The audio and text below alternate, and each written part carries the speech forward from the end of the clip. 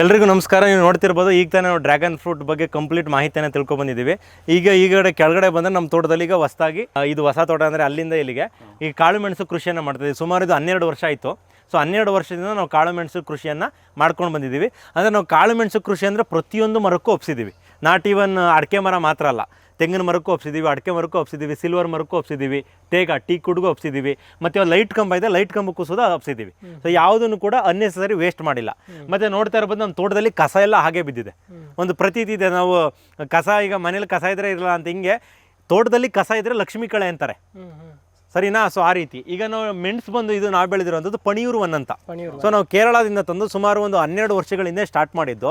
ಈಗಲೂ ಕೂಡ ನೀವು ಗೊತ್ತಿರ್ಬೋದು, ಬಯಲು ಸೀಮೆಯಲ್ಲಿ ಕಾಳು ಮೆಣಸು ಮತ್ತು ಏಲಕ್ಕಿನ ಮಾಡೋಕ್ಕಾಗಲ್ಲ ಅಂತ ಎಷ್ಟೋ ಜನಗಳು ಈಗಲೂ ನಂಬಿದ್ದಾರೆ. ಬಟ್ ಅವರನ್ನು ಹೊರತುಪಡಿಸಿ ನಮ್ಮ ತಂದೆಯವರು ತಂದು ಹಾಕಿದ್ದು ಇದನ್ನು. ಸೊ ನಮ್ಮ ತಂದೆಯವರು ಒಂದು 12 ವರ್ಷಗಳಿಂದ ಕೇರಳಕ್ಕೆ ಹೋದಾಗ ಅಲ್ಲಿಂದ ಬರೀ 5 ಗಿಡ ತಂದಿದ್ದು ಸರ್. 5 ಗಿಡದಿಂದ ಇವತ್ತು ಸುಮಾರು ಒಂದು 900 ಗಿಡ ನಾವೇ ಮಾಡ್ಕೊಂಡಿದ್ದೀವಿ. ಸೊ 5 ಗಿಡದಿಂದನೇ ಮಾಡ್ಕೊಂಡು 5 ಗಿಡದಿಂದ ಬೇರೆ ತಂದಿಲ್ಲ. ಅದಕ್ಕೋಸ್ಕರ ಇದು ಇಷ್ಟು ರೆಸಿಸ್ಟೆಂಟ್ ಆಗಿರೋದು. ನೋಡಿ, ನೀವು ಕಾಣಿಸ್ತಾ ಇರ್ಬೋದು. ನೋಡಿ, ಈಗ ಒಂದು ಯಾವುದೇ ಎಲೆಗಳಿಗೂ ಕೂಡ ನಾವು ಸ್ಪ್ರೇ ಮಾಡಿಲ್ಲ. ಈ ಬೇಕಾದ್ರೆ ಎಲ್ಲರೂ ತಗೊಂಡು ಟೆಸ್ಟ್ ಮಾಡಿಸ್ಕೊಳ್ಳಿ, ಒಂದು ಎಲೆಗೂ ಕೂಡ ನಾವು ಕೆಮಿಕಲ್ ಸ್ಪ್ರೇ ಕೊಟ್ಟಿಲ್ಲ. ಆಟೋಮೆಟಿಕ್ಲಿ ಹಣ್ಣಾದಾಗ ಎಲೆ ಉದುರೋಗುತ್ತೆ, ಹೊಸ ಎಲೆ ಬರುತ್ತೆ. ನೋಡಿ, ಕಾಣಿಸ್ತಾ ಇರ್ಬೋದು. ಸೊ ಇದು ಫ್ಲವರಿಂಗ್ ಸರ್. ಇದು ನೋಡಿ ಎಷ್ಟು ಚೆನ್ನಾಗಿ ಬರ್ತಾ ಇದೆ ಫ್ಲವರಿಂಗ್. ನೋಡಿ, ಇದೆಲ್ಲ ಫ್ಲವರಿಂಗ್ ಹೊಸದು. ಸೊ ಹೊಸ ಎಲೆಗಳು ನೋಡಿ, ಇದೆಲ್ಲ ಹೊಸ ಎಲೆಗಳು. ಹಳೆ ಎಲೆ ಈಗ ಮಾವಿನಕಾಯಿ ಥರ, ಸೇಮ್ ಮಾವಿನ ಮರ ಥರ ಹಳೆ ಎಲೆ ಹಣ್ಣಾಗಿ ಉದುರುತ್ತೆ, ಹೊಸ ಎಲೆ ಬರುತ್ತೆ. 900 ಗಿಡ ನಾವೇ ರೆಡಿ ಮಾಡೋದು 12 ವರ್ಷದಿಂದ. ಸುಮಾರು ಇವಕ್ಕೆಲ್ಲ ಬಂದು ಒಂದು 10 ವರ್ಷ ಏಜ್ ಆಗಿದೆ, 10ರಿಂದ 8 ವರ್ಷ ಏಜ್ ಆಗಿದೆ ಸರ್. ಸರಿ ಸುಮಾರು ನಮಗೆ ಈ ಒಂದು ನೋಡಿ ತೆಂಗಿನ ಮರ ಎಷ್ಟು ಹೈಟ್ ಇದೆ ಇದು.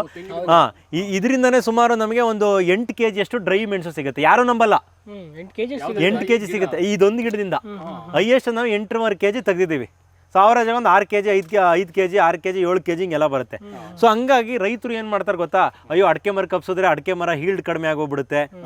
ನೀವು ದಯವಿಟ್ಟು ಯಾರು ಯೋಚನೆ ಮಾಡೋಕೆ ಹೋಗ್ಬೇಡಿ. 5 ಅಡಿಕೆ ಮರ ಕೊಡೋ ಲಾಭನ 1 ಮೆಣಸಿನ ಗಿಡ ಕೊಡುತ್ತೆ ಸರ್. ಮೆಣಸಿನ ಗಿಡ ಯಾಕೆ ನಂಬರ್ 1 ನಮ್ಮ ಸೌತ್ ಇಂಡಿಯಾದಲ್ಲಿ ಅಂದರೆ ಅದಕ್ಕೋಸ್ಕರನೇ ಇದು ಯುರೋಪಿಯನ್ನರು, ರೋಮನರು, ಫ್ರೆಂಚರು ನಮ್ಮ ಇಂಡಿಯಾಗೆ ಬಂದಿದ್ದು. ಸಾಂಬಾರು ಪದಾರ್ಥಕ್ಕೋಸ್ಕರನೇ ಬಂದಿದ್ದು. ನೀವು ಬೇರೆ ದೇಶದಲ್ಲಿ ಈ ಭೂಮಿಲಿ ಎಲ್ಲೋ ಬೆಳೆಯೋ ಸಾಂಬಾರು ಪದಾರ್ಥಕ್ಕಿಂತ ನಮ್ಮ ಸೌತ್ ಇಂಡಿಯಾಗಿರೋ ಬೆಲೆ ಇದೆಯಲ್ಲ, ಆ ಪವರು, ಆ ಒಂಥರ ಸ್ಮೆಲ್ಲು ಬೇರೆ ಎಲ್ಲೂ ಬರಲ್ಲ ನಿಮಗೆ. ಹಂಗಾಗಿ ನೆವರ್ ಎಂಡಿಂಗ್ ಡಿಮ್ಯಾಂಡ್ ಅಂತ ಕರೀತಾರೆ ಪೆಪ್ಪರ್ಗೆ. ಇದು ಬಂದು ಕಿಂಗ್ ಆಫ್ ಸ್ಪೈಸಸ್ ಅಂತ ಕರೀತಾರೆ. ಕಾಳು ಮೆಣಸು ಸಾಂಬಾರು ಪದಾರ್ಥಗಳ ರಾಜ, ಏಲಕ್ಕಿ ಬಂದು ಸಾಂಬಾರು ಪದಾರ್ಥಗಳ ರಾಣಿ. ನೀವು ರಾಜಾರಾಣಿ ಬೆಳೆದ್ರಿ ಅಂದರೆ ನಿಮ್ಮ ಬದುಕು ರಾಜಾರಾಣಿ ಥರನೇ ಇರುತ್ತೆ. ಯಾಕಂದ್ರೆ ನಾವು 12 ವರ್ಷದಿಂದ ಮಾಡ್ತಾ ಇದ್ದೀವಿ. 1 ವರ್ಷ ಲಾಸ್ ಅನ್ನೋದಾಗಿಲ್ಲ ಸರ್. ನಮಗೆ ನೀರು ಅಥವಾ ಮಳೆ ಅಥವಾ ಈ ರೀತಿ ಸಮಸ್ಯೆಗಳಾಗಿ ಪ್ರಕೃತಿಯಿಂದ ಸ್ವಲ್ಪ ಹೆಚ್ಚು ಕಡಿಮೆ ನಮಗೆ ಸ್ವಲ್ಪ ಕಡಿಮೆ ಲಾಭ ಬಂದಿದೆ ಹೊರತು ಗಿಡದಿಂದ ಯಾವುದೇ ರೀತಿ 1 ಇಂಚು ನಮಗೆ ಮೋಸ ಆಗಿಲ್ಲ. ಸೊ ರೈತರು ಆರಾಮಾಗಿ ಈಗ ನೋಡಿ, ನಮ್ದು ಇಲ್ಲಿ ಸರ್ ಹೈಯೆಸ್ಟ್ ನಿಮಗೆ ಈ ವರ್ಷ 42 ಡಿಗ್ರಿ ಕ್ರಾಸ್ ಆಗಿದೆ KR ಪೇಟೆಯಲ್ಲಿ. ಬಟ್ ಸ್ಟಿಲ್ ಗಿಡಗಳು ಯಾವ ರೀತಿ ಇದಾವೆ ನೋಡ್ಕೊಳ್ಳಿ. ಇದು ಪೂರ್ತಿ 12 ಗಂಟೆವರೆಗೂ ಡೈರೆಕ್ಟ್ ಸನ್ಲೈಟ್ ಬೀಳುತ್ತೆ ಆಪೋಸಿಟ್, ನೀವು ನೋಡ್ತಾ ಇರ್ಬೋದು. ಬಟ್ ಗಿಡಗಳು ಯಾವುದೇ ರೀತಿ ಡ್ಯಾಮೇಜ್ ಆಗಿಲ್ಲ ಸರ್. ಸ್ಟಿಲ್ 12 ವರ್ಷದ ಗಿಡ ಯಾವುದೇ ರೀತಿ ವಿತೌಟ್ ಸ್ಪ್ರೇ ಯಾವ ರೀತಿ ನಿಂತಿದೆ ನೋಡಿ. ಹೌದೌದು. ನಿಮಗೆ ಈಗ ಮಲೆನಾಡು ಸೈಡ್ ಎಲ್ಲ ಹೋದ್ರೆ ಸ್ಪ್ರೇಯಲ್ಲೇ ನಿಲ್ಲಿಸ್ಬಿಟ್ಟಿರ್ತಾರೆ. ಸ್ಪ್ರೇ ಇಲ್ಲ ಅಂದ್ರೆ ಗಿಡ ಸತ್ತೋಗುತ್ತೆ. ಮಳೆ ಬಂದ್ರೆ ಸ್ಪ್ರೇ, ಕಾಯಿ ಕೂದ್ರೆ ಸ್ಪ್ರೇ, ಹೂ ಬಂದ್ರೆ ಸ್ಪ್ರೇ, ಬಿಸಿಲು ಬಂದರೆ ಸ್ಪ್ರೇ, ಬರೀ ಸ್ಪ್ರೇ ಅಂದ್ಕೊಂಡು ಸ್ಪ್ರೇಗೆ ಅಡ್ಜಸ್ಟ್ ಮಾಡಿಬಿಟ್ಟಿರ್ತಾರೆ.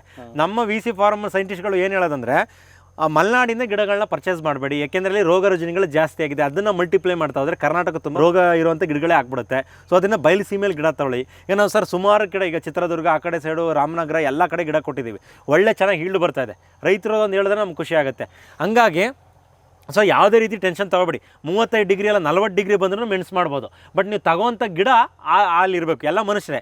ಬಟ್ ಕಾಶ್ಮೀರವ್ರನ್ನ ತಗೊಂಡು ಡೈರೆಕ್ಟಾಗಿ ತಮಿಳ್ನಾಡಿಗೆ ಹಾಕ್ಬಿಟ್ರೆ ಸ್ವಲ್ಪ ಇಂಬ್ಯಾಲೆನ್ಸ್ ಆಗಿಬಿಡುತ್ತೆ, ಬದುಕೋಕ್ಕಾಗಲ್ಲ ಮಗುನ. ಸೊ ಅದೇ ಥರನೇ ನೀವೇನಾಗುತ್ತೆ, ನೀವು ಪನೀರ್ ಒಂದೇನೇ ಇದು. ಬಟ್ ಇಲ್ಲಿ ಬೆಳೆದಿರುವಂಥ ಇಲ್ಲಿ ರೆಸಿಸ್ಟೆನ್ಸು, ಇಲ್ಲಿ 45 ಡಿಗ್ರಿ ಟೆಂಪ್ರೇಚರ್ಗೆ ಅಡ್ಜಸ್ಟ್ ಆಗಿದೆ ಇದು, ಈ ಬ್ಲಡ್ ಲೈನು. ನೀವು ಮಲೆನಾಡಿನ ತಂದು ಹಾಕೋದು ಇಲ್ಲಿ ದಯವಿಟ್ಟು ಉಳಿಯಲ್ಲ. ಬೇಕಾದ್ರೆ ನನ್ನ ಗಿಡನೂ ತೊಗೊಂಡೋಗೋಕ್ಕೆ ಮಲೆನಾಡಲ್ಲೂ ತಂದು ಹಾಕಿ. ಯಾಕೆಂದರೆ ರೈತರಿಗೆ ಹೇಳ್ತಿರೋದು ಇದು ಸರ್, ಹೆಂಗೆ ಅಂದ್ರೆ ಒಂದು 20-30 ವರ್ಷ ಬರುತ್ತೆ ಕರೆಕ್ಟಾಗಿ ಕಾಪಾಡ್ಕೊಂಡ್ರೆ. ನಾವು ಇದು ಟೊಮೊಟೊ ಬೀನ್ಸ್ ಥರ 5 ತಿಂಗಳು 6 ತಿಂಗಳು ಬೆಳೆಯಲ್ಲ ಇದು. ಹೆಂಗೋ ತಂದು ಹಾಕ್ಬಿಡೋಣಪ್ಪ 10 ರೂಪಾಯಿ 5 ರೂಪಾಯಿ ದಯವಿಟ್ಟು ಹಂಗೆ ಮಾಡಬೇಡಿ. ನೀವು ಒಂದು ಚೆನ್ನಾಗಿರೋ ಒಳ್ಳೆ ಕ್ವಾಲಿಟಿ ಗಿಡ ತೊಗೊಂಡು ಬರೀ 5ರಿಂದ ಸ್ಟಾರ್ಟ್ ಮಾಡಿ, 10ರಿಂದ ಸ್ಟಾರ್ಟ್ ಮಾಡಿ, ನೀವೇ ನೋಡ್ಕೊಳ್ಳಿ. ಅರ್ಥ ಆಯ್ತಾ? ಹಂಗಾಗಿ ಸ್ಟಾರ್ಟ್ ಮಾಡಿ. ಇದನ್ನು ನೀವು ನಾಟಿ ಮಾಡಬೇಕು ಅಂದರೆ ದಯವಿಟ್ಟು ರೈತರಿಗೆ ಹೇಳೋದಂದರೆ, ಬರೀ ನನ್ನ ತೆಂಗಿನ ಮರ ಮಾಡಿದ್ರೆ ಹಾಳಾಗ್ಬಿಡುತ್ತೆ, ಅಡಿಕೆ ಮರ ಮಾಡಿದ್ರೆ ಹಾಳಾಗ್ಬಿಡುತ್ತೆ, ಅದನ್ನು ದಯವಿಟ್ಟು ನಿಲ್ಲಿಸಿ. ನೀವು ಯಾವುದೇ ಮರಕ್ಕಾದರೂ ಮಾಡ್ಬೋದು. ಮರಕ್ಕೆ ಯಾವುದೇ ರೀತಿ ಎಫೆಕ್ಟ್ ಆಗಲ್ಲ. ಇದನ್ನು ಪರಾವಲಂಬಿ ಜೀವಿ ಅಂತ ಕರೀತಾರೆ. ಅಂದರೆ ಒಂದಕ್ಕೆ ಅಡ್ಜಸ್ಟ್ ಆಗಿ ಬದುಕುವಂಥದ್ದು, ಬೇರೆದಕ್ಕೆ ಹಾನಿ ಮಾಡಲ್ಲ. ಇದು ಬಂದು ಫೈಬ್ರಸ್ ರೂಟು. ಅಡಿಕೆ ಮತ್ತು ತೆಂಗಿ ಬಂದು ಟ್ಯಾಪ್ ರೂಟು. ಅರ್ಥ ಮಾಡ್ಕೊಳ್ಳಿ. ಇದು ಒಂಥರ ಕಂಕ್ಲಲ್ಲಿ ಮಗು ಎತ್ಕೊಂಡಂಗೆ, ತಾಯಿಗೇನೂ ಅನಿಸಲ್ಲ. ಸೊ ರೈತರು ಏನು ಅನ್ಕೋತಾರೆ ಮಗುನೇ ಭಾರ ತಾಯಿ ಹಂಗೆ ತಿಳ್ಕೊಳ್ತಾರೆ. ಸೊ ಇದು ಯಾವ್ದು ಅದಕ್ಕೆ ನಾನು ಹೇಳ್ತಿರೋದು, ಯಾಕೆಂದ್ರೆ ಮಲೆನಾಡಲ್ಲಿ ಮೆಣಸು ಬೆಳೆಯೋದು ಕಾಮನ್. ಹೌದು. ಈ ಬಯಲು ಸೀಮೆಲಿ ಅದು 42 ಡಿಗ್ರಿ ಟೆಂಪರೇಚರಲ್ಲಿ ಸರ್ ನಂಬರ್ 1 ತೋಟ ಇಡೀ ಇದಕ್ಕೇನೆ, ನಮ್ಮ ಬಯಲು ಸೀಮೆಗೆನೆ ಅಷ್ಟು. ಯಾಕೆಂದ್ರೆ ಸೈಂಟಿಸ್ಟ್ಗಳು ಹೇಳಿದ್ದಾರೆ ಬಂದು ಒಳ್ಳೊಳ್ಳೆ ಇಷ್ಟು ಸರ್ 8 ಇಂಚ್ ಎಲ್ಲ ಫೋಟೋ ಕಳಿಸ್ತೀನಿ, 8 ಇಂಚು 10 ಇಂಚ್ವರೆಗೂ ಮೆಣಸು ಬಂದಿದೆ. ನೋಡಿ ಕಾಣಿಸ್ತಾ ಇರ್ಬೋದು, ಈಗೆಲ್ಲ ಅದೆಲ್ಲ ಫ್ಲವರಿಂಗ್ ಆಗ್ತಾ ಇದೆ. ಇವಕ್ಕೆ ಅಂತ ಸ್ಪೆಷಲ್ ಕೇರ್ ಏನು ತಗೊಳ್ಳಲ್ಲ, ನಾರ್ಮಲ್ ಆಗಿ ತೋಟಕ್ಕೆ ಏನು ಹಾಂ ಸರ್, ನಾರ್ಮಲ್ ತೋಟಕ್ಕೆ ಏನು ಮಾಡ್ತೀವಿ ಅದನ್ನೇ ಮಾಡೋದು. ಸೊ ಈಗ ಒಳಗಡೆ ಬನ್ನಿ, ಇವೆಲ್ಲ ನೋಡಿ ಇದು ಎಷ್ಟು ಚೆನ್ನಾಗಿ ಬಂದಿದೆ ಗಿಡಗಳು. ಈ ಕಡೆ ಮೆಣಸಿನ ಗಿಡ ನೋಡಿ, ಬೇಸಿಗೆ ಆದ್ರೂ ಕೂಡ ಎಷ್ಟು ಗ್ರೀನ್ ಇದೆ ಅಂದ್ರೆ ಮಳೆಗಾಲ ಈಗ ಶುರು ಆಗ್ತದೆ. ಅಲ್ಲಿ ಒಂದು ಗೊನೆ ಇತ್ತು ನೋಡಿ ಸರ್, ಬಿಟ್ಟಿರೋದು ಇದೆಯಾ ಅಂತ, ಅದನ್ನ ಆಲ್ರೆಡಿ ಯಾರೋ ತೆಗೆದು ಬಿಟ್ಟಿದ್ದಾರೆ. ಇಲ್ಲೊಂದು ಇತ್ತು 10 ಇಂಚಿತ್ತು ಸರ್ ಇತ್ತು ಇಲ್ಲಿ ಇಲ್ಲಿದ್ದು. ಹೌದಾ? ಸೊ ಹಂಗಾಗಿ ಸೊ ನೋಡಿ ನಮ್ಮ ತೋಟನೂ ನೋಡಿ ನೀವು ಕಾಣಿಸ್ತಾ ಇರ್ಬೋದು, ಎಲ್ಲ ನಾವು ಮಲ್ಚಿಂಗ್ ಮಾಡಿರೋಂಥದ್ದು. ನೋಡಿ ಒಳಗಡೆ ಬನ್ನಿ. ಹಾಂ, ಎಲ್ಲದಕ್ಕೂ ಒಪ್ಸಿದ್ದೀವಿ ಸರ್, ಎಲ್ಲದಕ್ಕೂ ಒಪ್ಸಿದ್ದೀವಿ. ಸೊ ಯಾವುದೇ ರೀತಿ ಏನು ಸಮಸ್ಯೆ ಬಂದಿಲ್ಲ. ಮತ್ತು ಏಲಕ್ಕಿನೂ ಕೂಡ ಈಗ ಆಲ್ರೆಡಿ 4 ವರ್ಷ ಆಯ್ತಿದ್ದು. ನೋಡಿ ಈಗೆಲ್ಲ ಕಾಳುಮೆಣಸು ನೋಡೋದು ಕಾಣಿಸ್ತಾ ಇರ್ಬೋದು ನಿಮಗೆ. ಸೊ ಎಲ್ಲ ಮರಗಳಿಗೂ ಕಾಳುಮೆಣಸು ಹಬ್ಬಿದೆ. ಎಲ್ಲ ಬಂದು ಹೊಸ ಚಿಗುರು ಇಲ್ಲಿ ಕಾಣಿಸ್ತಾ ಇದೆಯಲ್ಲ, ಎಲ್ಲ ಹೊಸ ಚಿಗುರು. ಏನಿಲ್ಲ ಅಂದ್ರೆ ನಮಗೆ 4 ರಿಂದ 5 kg ಡ್ರೈ ಸಿಗುತ್ತೆ ಕರೆಕ್ಟಾಗಿ ಬೆಳೆಸಿದ್ದೆ ಆದರೆ. ನಾವು ಸುಮ್ಮನೆ ಗಿಡ ನೆಡ್ತೀನಿ ಕಾಟಾಚಾರಕ್ಕೆ ಮಾಡ್ತೀನಿ ಅಂದರೆ ದಯವಿಟ್ಟು ರೈತರು ಯಾರು ಮಾಡೋಕ್ಕೆ ಹೋಗ್ಬೇಡಿ. ಸೊ ನಾನು ಇದಕ್ಕೆ ಶ್ರಮಪಟ್ಟು ದುಡಿತೀನಿ ಅಂದರೆ ಸರ್, ಏಲಕ್ಕಿ ಕಾಳುಮೆಣಸು ನೀವು 10 ಎಕರೆ ತೆಂಗಿನ ತೋಟದ ಮುಂದೆ ಒಂದು ಎಕರೆ ಮೆಣಸು ಒಂದೇ, ಅಷ್ಟು ನಮಗೆ ಕೈ ಹಿಡಿತದೆ. ಬಟ್ ಆ ರೀತಿ ಮಾಡಬೇಕು. ನಾವೆಲ್ಲೋ ತಂದು ಏನು ಸರ್? ಹಾಂ, ಇದು ಇನ್ನೂ ಚಿಕ್ಕದಿದು, ಇದಿಷ್ಟು ಬಂದಿಲ್ಲ ನಿಮಗೆ. ಅಲ್ಲಿ ಕೆಳಗಡೆ ಬಂದಿದೆ, ಬನ್ನಿ ತೋರಿಸ್ತೀನಿ. ಎಲ್ಲ ನಿಮ್ಗೆ 10 ಇಂಚು 8 ಇಂಚು ಈ ರೀತಿ ಬರುತ್ತೆ. ಒಳ್ಳೆ ಮಲೆನಾಡು ಕಡೆ ಸರ್, ಅದು ಮಲೆನಾಡು ಥರನೇ ವಾತಾವರಣ ಕ್ರಿಯೇಟ್ ಆಗಿದೆ ಇದು. ಹಾಂ, ಇಲ್ಲ ಸರ್, ನ್ಯಾಚುರಲ್. ಇಲ್ಲಿ ನೋಡಿ, ಇಲ್ಲಿ ಕಾಣಿಸ್ತಾ ಇರ್ಬೋದು, ಅಲ್ಲಿ ಫೋಕಸ್ ಮಾಡಿ, ಅದೆಲ್ಲ ಎಷ್ಟು ಉದ್ದ ಇದೆ ನೋಡಿ. ಅದು ಇದು ಇಲ್ಲಿದೆ. ಹಾಂ ನೋಡಿ, ಅದೆಲ್ಲ ಎಷ್ಟು ಉದ್ದ. ಮತ್ತು ಸರ್ ಇದು ಡೆನ್ಸಿಟಿ ಎಲ್ಲ ಚೆನ್ನಾಗಿ ಬರುತ್ತೆ ಕಾಯ್ದು. ನೀವು ಅಂದರೆ ನಮ್ಮದು ಒಂದು ಲೀಟ್ರಿಗೆ ಏನಿಲ್ಲ ಅಂದರೂ 580 ರಿಂದ 600 ಗ್ರಾಮ್ ಬರುತ್ತೆ, ಟಾಪ್ ಕ್ವಾಲಿಟಿ ಡೆನ್ಸಿಟಿ ಅದು. ಮತ್ತು ನಮ್ಮದು ಕಡಿಮೆ ಕಾಳಲ್ಲಿ ಜಾಸ್ತಿ ತೂಕ ಬರುತ್ತೆ, ಯಾಕೆಂದ್ರೆ ಬಯಲುಸೀಮೆ ಆಗಿರೋದ್ರಿಂದ.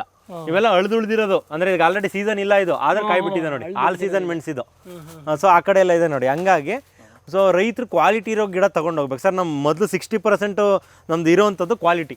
ನಾವು ಗಿಡನೇ ಸರಿಯಾಗಿರೋದಾಗ್ತಿಲ್ಲ ಅಂದರೆ ಹೆಂಗೆ ಎಕ್ಸ್ಪೆಕ್ಟ್ ಮಾಡೋಕ್ಕಾಗತ್ತೆ ಹೇಳಿ? ಮನೆಯೇ ಸರಿಯಾಗಿರೋ ಕಟ್ಟಿಲ್ಲ ಅಂದರೆ ಅದು ಲೈಫ್ ಬರಲಿ ಅನ್ನೋದು ವ್ಯರ್ಥ ಇಲ್ಲ. ಸೊ ಮಾಡೋವಂಥ ಕೆಲಸನ ಕರೆಕ್ಟಾಗಿ ಮಾಡಿ. ನೋಡಿ ಕಾಣಿಸ್ತಾ ಇರ್ಬೋದು ನಮ್ಮದು ಯಾವುದೇ ರೀತಿ ಸರ್ 10 ವರ್ಷ ಆಯಿತು ಭೂಮಿ ಉತ್ತಿ.